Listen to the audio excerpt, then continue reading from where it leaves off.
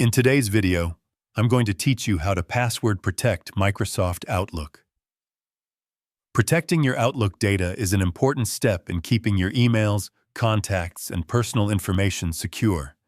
By adding a password to your Outlook data file, you can prevent unauthorized access and ensure that only you can open and view your stored content. To begin, open Microsoft Outlook on your computer. Once the application is open, click on the File tab located in the top left corner of the screen. This will take you to the main settings area where you can manage your account and data files. From there, select Account Settings, then choose Account Settings again from the drop-down menu. This will open a new window displaying your email accounts and data files. Next, switch to the Data Files tab. In this section, you will see a list of all the data files associated with your Outlook account. Select the data file you want to protect, then click on Settings. A new window will appear with additional options for that data file. Look for the option labeled Change Password and click on it. You will now be prompted to enter a new password for the file. Type your desired password, then confirm it by entering it again.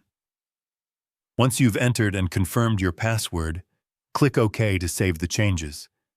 From this point forward, Outlook will require this password whenever someone tries to open the protected data file.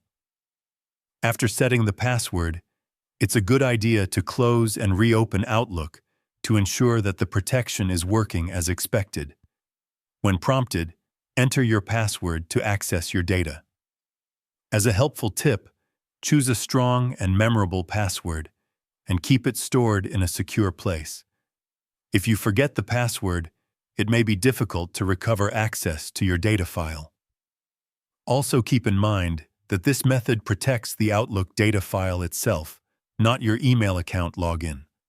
For full security, consider using strong passwords and enabling additional security features for your email account as well.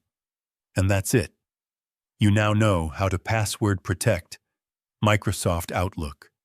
If you found this video helpful, let me know in the comments, give it a like, subscribe to the channel, and don't forget to hit the notification bell.